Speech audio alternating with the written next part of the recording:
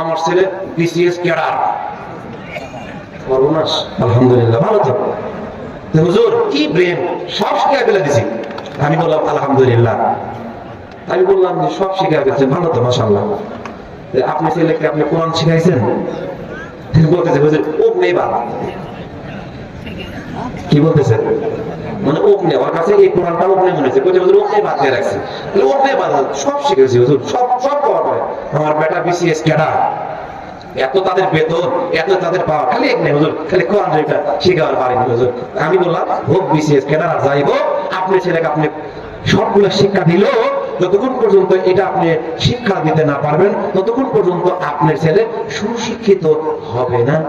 বাপ মারা গেছে, জানাজা করতে পারে না। কথা বলেন ঠিক না ব্যাঠি?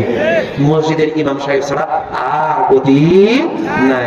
কিছুদিন আগে আমার প্রায় লোকেরা বলে হুজুর আপনারা বেতন পান কম, কিন্তু আমাদের পোশাকগুলো এত দামি করে থাকা হয়, আপনার গোসল চালান কিভাবে, এই যে এত সুন্দর সুন্দর পোশাক পরেন, এটা কিভাবে? আপনাদের টাকার বরকত বেশি। আমি বললাম আলহামদুলিল্লাহ। বলতেছে আমি প্রতি মাসে 50,000 টাকা পাই, তাও মাস আমার জায়গা খুব কষ্টে যায় হুজুর, খুব কষ্ট থাকে, খুব কষ্ট থাকে। ছেলে মেয়েকে আমি ঠিক মতো চলাফেরা করতে পারি না। 50,000 আর আপনারা 5,000 10,000 টাকা পায়, কিভাবে আপনারা এত চকচকে হয়ে ঘুরেন? আসলে আপনাদের টাকার বরকত বেশি। আমি তখন বললাম ভাই একটা কথা, কি কাজ করো, আমার 10,000 টাকা তুমি বরকতের টাকা তুমি নাও, তোমার 50,000 বেতন আমার দাও। এটা হয় কিছুক্ষণ আগে ওয়াজ করলেন টাকা বরকতি টাকা। কথা বলেন ঠিক না ভাই? তুমি তোমার বরকতি টাকা আমার টাকা, তুমি তোমার টাকা বেতন তুমি নাও, তোমার 50,000 আমার না হুজুর, এটা হয় হুজুর মানে সবাই পারে। কথা বলেন ঠিক না ভাই?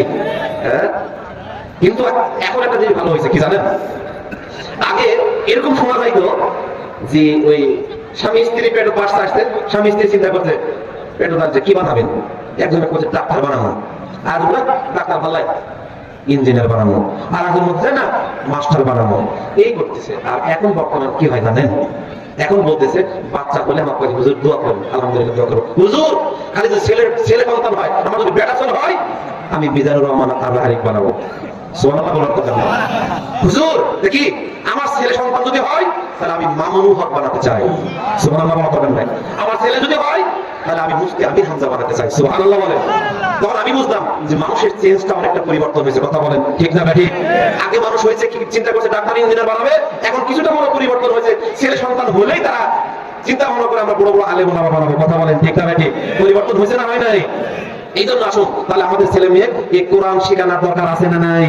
জোরে বলুন আছে না নাই? সম্মানিত ভাইরা, আমার পাশে কিন্তু একটা মাদ্রাসা আছে, মাদ্রাসায় ছেলে মেয়ে দেন।